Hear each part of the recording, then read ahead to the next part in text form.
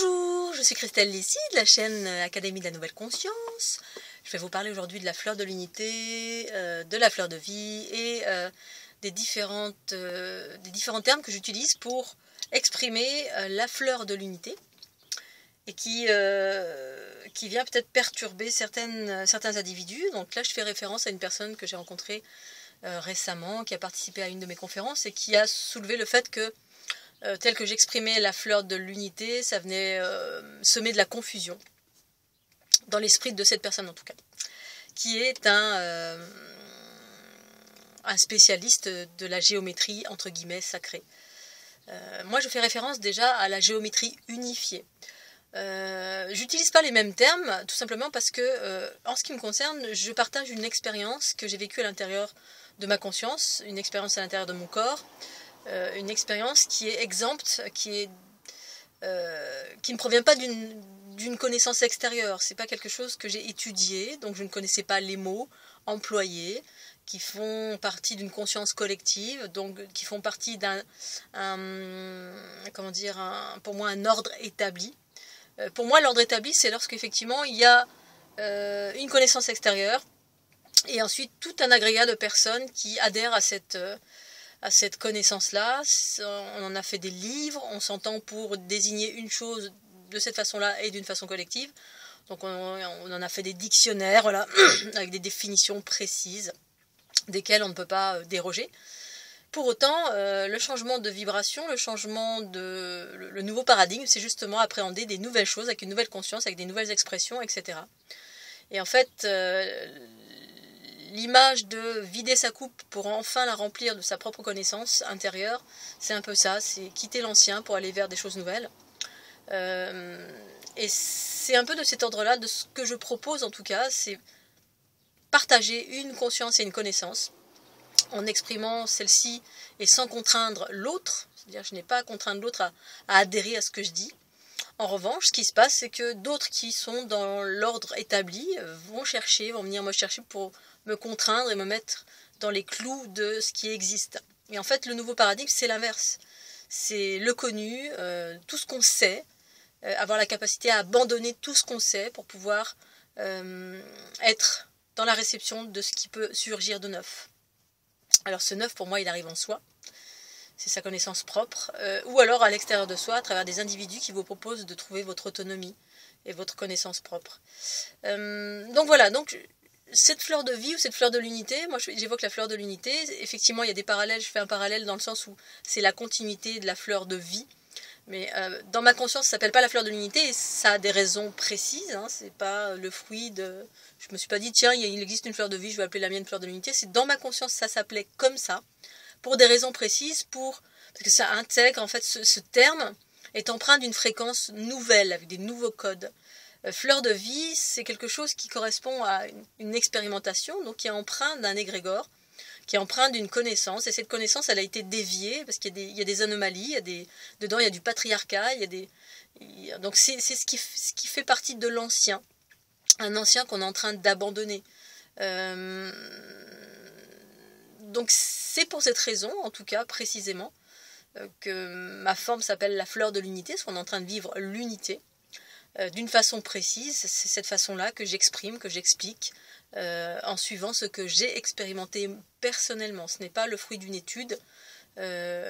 L'étude de quelque chose d'extérieur, eh bien on étudie quelque chose qui existe, qui a été créé par quelqu'un d'autre, et ensuite on corrobore des informations.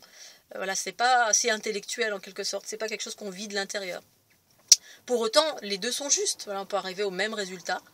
La différence, en tout cas en ce qui concerne cette rencontre avec cette personne, c'est que cette personne, comme la plupart des mécanismes patriarcaux guidés par l'ego, cherche à chercher en tout cas à me faire conformer à sa réalité, en me disant voilà ce que tu dis, non c'est faux, voilà le terme c'est ça. Il y a au centre d'une géométrie, il y a ce qu'on appelle la graine, en tout cas ce que lui me disait, ce que j'appelle la sphère, la source originelle, la déesse, l'origine.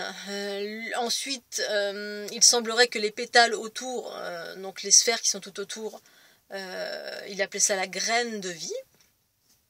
Alors, moi, j'avais jamais fait de comparatif, je ne connaissais pas ces termes non plus, peut-être je les ai entendus brièvement, mais ça ne m'intéressait pas, puisque je parle d'une expérience propre. Donc, voilà, il n'y a pas de comparaison à faire.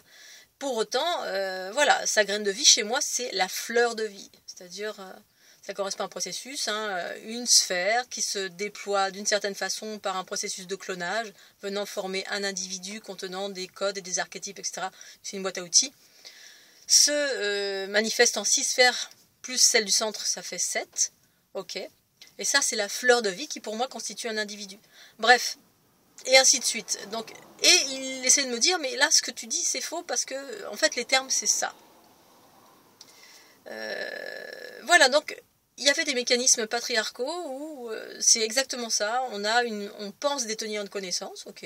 Elle est ce qu'elle est, chacun détient une connaissance, qu'elle vienne des livres, qu'elle vienne des études, qu'elle vienne de dictionnaires, on s'en fout.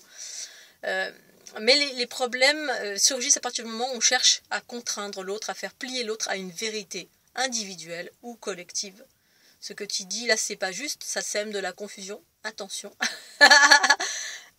Et en fait, la plupart des personnes qui étaient dans le matriarcat, c'est-à-dire dans leur féminin, on est dans l'écoute, l'acceptation, la fluidité, on n'a rien à redire.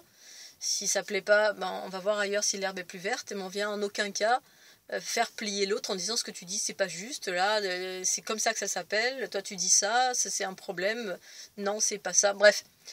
C'est la source du combat et des problématiques de cette planète, d'essayer de faire plier l'autre à sa vérité propre, c'est ça l'ego en soi. Donc mes termes sont ce qu'ils sont, les personnes qui sont prêtes à entendre ce que j'ai à dire et arrivent à trouver les corrélations dans leur histoire, eh bien les trouvent sans difficulté. C'est juste une histoire de termes. Les miens sont ce qu'ils sont, ce qui correspond à ma conscience, une conscience source originelle qui est en moi, qui utilise ces mots-là pour des raisons précises, qui correspondent à des codes de renouveau, des fréquences particulières. C'est comme si un jour un extraterrestre débarque et dit bah voilà cet arbre là ça s'appelle comme ça, c'est un nom qui est le mien, ça fonctionne de cette façon là, donc avec des nouvelles expressions, une nouvelle image, avec des concepts différents, et que là le petit terrien dit non ici sur la terre c'est différent, tu dois parler comme ça, nous c'est comme ça et c'est comme ça, et il n'y a pas d'autre possibilité parce que là tu nous sèmes la confusion. Donc voilà, quand on n'est pas prêt vers quelque chose de neuf, eh bien, on a deux choix. Soit, la plupart du temps, on va combattre. Voilà, on va combattre pour chercher l'autre, à faire plier l'autre. Plutôt que d'écouter et de prendre ce qu'il y a à prendre ou ne pas prendre. Et puis, voilà, laisser tomber l'affaire.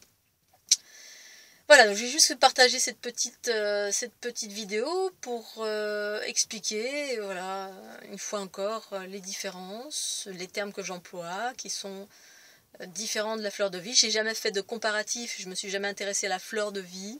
Je suis ici pour parler de la fleur de l'unité, c'est-à-dire les nouveaux potentiels qui se déploient, qui sont des nouvelles fréquences, pour ensuite proposer les soins qui vont avec, parce que le but c'est l'autonomie de l'individu.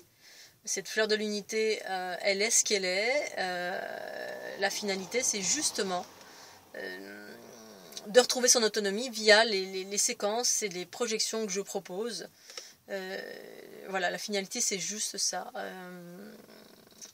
arriver à partager ce qu'est la fleur de l'unité, à expérimenter cette fleur de l'unité en soi, qui génère une activation de la Kundalini, qui est du point de vue plus évasé, on va dire plus large de la conscience, et bien, qui sont tout simplement les flux de la vie harmonieuses qui s'accélèrent, et pour permettre à l'individu de retrouver son autonomie, sa liberté et ses potentiels.